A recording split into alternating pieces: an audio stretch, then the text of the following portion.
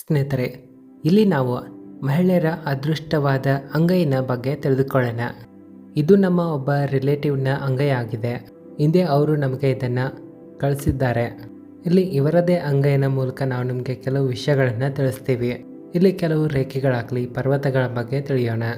ಈ ಅಂಗೈನ ಮೂಲಕ ನಿಮಗೂ ಸಹ ಹೆಲ್ಪ್ ಆಗಬಹುದು. ಎಲ್ಲಕ್ಕಿಂತ ಮೊದಲು ನಾವು ಪರ್ವತಗಳ ಬಗ್ಗೆ ತಿಳಿದುಕೊಳ್ಳೋಣ. ಇಲ್ಲಿ ಎಲ್ಲಕ್ಕಿಂತ ಮೊದಲನೆಯ ಬೆರಳಿನ ಕೆಳಗಡೆ ಗುರು ಪರ್ವತ ಇರುತ್ತದೆ. ಇದನ್ನ ಬೃಹಸ್ಪತಿ ಪರ್ವತ ಅಂತಾನೂ ಹೇಳ್ತಾರೆ.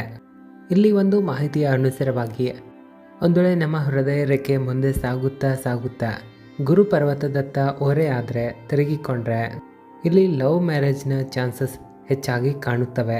ಇಲ್ಲಿ ಪ್ರೇಮ ವಿವಾಹದ ಬಗ್ಗೆ ನೋಡೋದಾದರೆ 80% ಅಂದರೆ 80%ಕ್ಕಿಂತ ಹೆಚ್ಚಿನ ಚಾನ್ಸಸ್ ಇಲ್ಲಿ ಆಗುವ ಸಾಧ್ಯತೆ ಇರುತ್ತಂತ ಹೇಳ್ಬೋದು. ಒಂದು ವೇಳೆ ಈ ರೇಖೆ ಏನಾದರೂ ನೇರವಾಗಿ ಹೋದರೆ, ಅಂದರೆ ಈ ರೀತಿಯಾಗಿ ಏನಾದರೂ ಹೃದಯ ರೇಖೆ ನೇರವಾಗಿ ಮುಂದೆ ಸಾಗಿದ್ರೆ ಇಲ್ಲಿ ಅರೇಂಜ್ ಮ್ಯಾರೇಜ್ ಆಗುವ ಚಾನ್ಸಸ್ ಹೆಚ್ಚಾಗಿ ಇರುತ್ತವೆ. ಇನ್ನು ಶನಿ ಪರ್ವತದ ಬಗ್ಗೆ ತಿಳಿಯೋಣ. ಇದು ನಮ್ಮ ಮಿಡಲ್ ಫಿಂಗರ್ ಅಂದರೆ ಮಧ್ಯದ ಬೆರಳಿನ ಕೆಳಗಡೆ ಇರುತ್ತದೆ. ಒಂದು ವೇಳೆ ಭಾಗ್ಯರೇಖೆ ಏನಾದರೂ ಶನಿ ಪರ್ವತದತ್ತ ಹೋಗ್ತಾ ಇದ್ದರೆ ಇಲ್ಲಿ ಪ್ರೈವೇಟ್ ನೌಕರಿಯ ಚಾನ್ಸಸ್ ಹೆಚ್ಚಾಗಿ ಇರುತ್ತವೆ.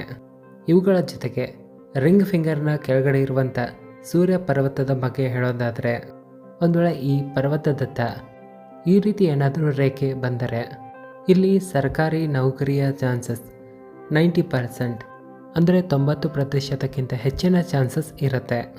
ನೀವು ನಿಮ್ಮ ಅಂಗೈಯಲ್ಲಾಗಲಿ ಅಥವಾ ನಿಮ್ಮ ಸ್ನೇಹಿತರ ಅಂಗೈಯಲ್ಲಿ ಈ ರೇಖೆಯನ್ನು ನೋಡಿರಬಹುದು. ಹೆಚ್ಚಾಗಿ ಅವರಲ್ಲಿ ಸರ್ಕಾರಿ ನೌಕರಿಯ ಯೋಗ ಇರುತ್ತದೆ ಅಂತಲೇ ಹೇಳ್ಬೋದು. ಇನ್ನು ಇಲ್ಲಿ ಜುಪಿಟರ್ನ ಬಗ್ಗೆ ಅಂದರೆ ಲವ್ ಮ್ಯಾರೇಜ್ ಬಗ್ಗೆ ಅಂತ ನಾವು ಮಾತನಾಡಿದ್ವಿ.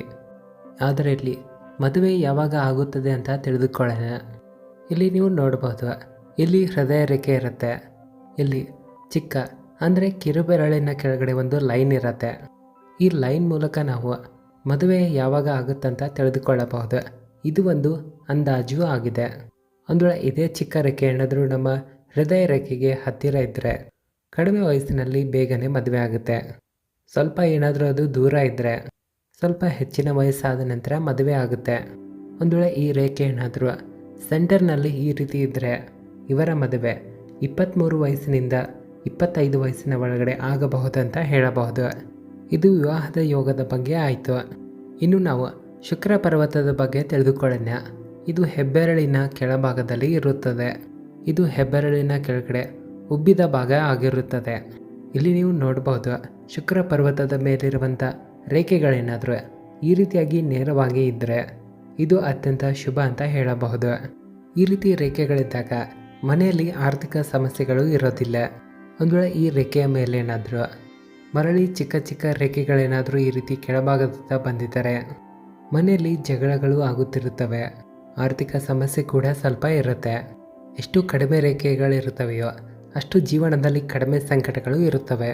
ಒಂದು ವೇಳೆ ಹೆಚ್ಚು ಇದ್ದರೆ ಹೆಚ್ಚಿನ ಸಮಸ್ಯೆಗಳನ್ನು ಎದುರಿಸುವ ಸ್ಥಿತಿ ಕೂಡ ಬಂದಿರುತ್ತದೆ. ಇನ್ನು ನಾವು ಚಂದ್ರ ಪರ್ವತದ ಬಗ್ಗೆ ನೋಡೋದಾದರೆ ಚಂದ್ರ ಪ್ರಕಾರ ಈ ಭಾಗದಲ್ಲಿ ಇರುತ್ತದೆ. ಒಂದು ವೇಳೆ ಇದರ ಮೇಲೆ ನಮ್ಮ ಮೈಂಡ್ ಲೈನ್ ಈ ರೀತಿ ಏನಾದರೂ ಇದ್ದರೆ ಇಲ್ಲಿ ವಿದೇಶಕ್ಕೆ ಹೋಗುವ ಯೋಗ ಕೂಡ ಇರುತ್ತದೆ. ಆದರೆ ಇಲ್ಲಿರುವಂಥ ಅಂಗೈನಲ್ಲಿ ಆ ರೀತಿಯಾಗಿ ಪೂರ್ತಿಯಾಗಿ ಇಲ್ಲ. ಇದಾದ ನಂತರ ಇಲ್ಲಿ ನಾವು ನಮ್ಮ ಅದೃಷ್ಟದ ರೇಖೆಯ ಬಗ್ಗೆ ನೋಡೋದಾದರೆ ಇಲ್ಲಿ ಭಾಗ್ಯ ರೇಖೆ ಈ ರೀತಿಯಾಗಿ ಇರುತ್ತದೆ. ಮೊದಲಿಗೆ ನಾವು ಪ್ರೈವೇಟ್ ನೌಕರಿಯ ಬಗ್ಗೆ ನಿಮಗೆ ಮಾಹಿತಿಯನ್ನು ಕೊಟ್ಟಿದ್ವಿ. ಒಂದು ವೇಳೆ ಈ ರೇಖೆ ಏನಾದರೂ ನಮ್ಮ ಲೈಫ್ ಲೈನನ್ನು ಕ್ರಾಸ್ ಮಾಡಿ ಹೃದಯ ರೇಖೆಯನ್ನು ದಾಟಿ ಮುಂದೆ ಹೋದರೆ ಇದನ್ನು ತುಂಬಾ ಅದೃಷ್ಟಶಾಲಿ ಅಂತ ತಿಳಿಯಲಾಗಿದೆ.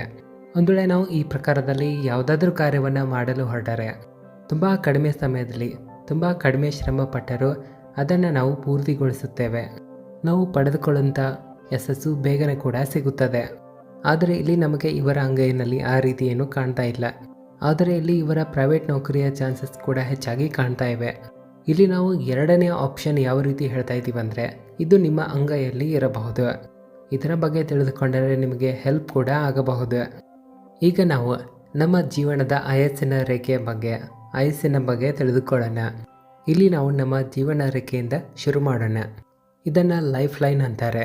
ಒಂದು ವೇಳೆ ಇದು ಶುಕ್ರ ಪರ್ವತವನ್ನು ದಾಟಿ ಈ ರೀತಿ ಏನಾದರೂ ತಿರುಗಿಕೊಂಡರೆ ಇದು ತುಂಬಾ ಒಳ್ಳೆಯ ಸಂಕೇತ ಆಗಿದೆ. ಇಲ್ಲಿ ಇವರ ಆಯಸ್ಸಿನ ಬಗ್ಗೆ ನೋಡೋದಾದರೆ ಇದನ್ನು ನಾವು 80+ ಅಂತ ಹೇಳಬಹುದು. ಅಂದರೆ 80ಕ್ಕಿಂತ ಹೆಚ್ಚಿನ ಆಯಸ್ಸು ಇರಲಿದೆ ಅಂತ ಹೇಳಬಹುದು. ಒಂದು ವೇಳೆ ಇವರ ಜೀವನದಲ್ಲಿ ಆರೋಗ್ಯಕ್ಕೆ ಸಂಬಂಧಪಟ್ಟಂಥ ಸಮಸ್ಯೆಗಳು ಯಾವಾಗ ಇವೆ, ಯಾವ ಥರ ಇವೆ ಅಂತಲೂ ಅಂದಾಜಿಸಬಹುದು. ಇಲ್ಲಿ ಪ್ರೆಡಿಕ್ಟ್ ಕೂಡ ಮಾಡಬಹುದಾಗಿದೆ. ಇಲ್ಲಿ ಜೀವನ ರೇಖೆಯ ಮೇಲೆ ಕೆಲವು ಚಿಕ್ಕ ಚಿಕ್ಕ ಲೈನ್ಗಳು ಈ ಪ್ರಕಾರದಲ್ಲಿರೋದನ್ನು ನೀವು ನೋಡಬಹುದು.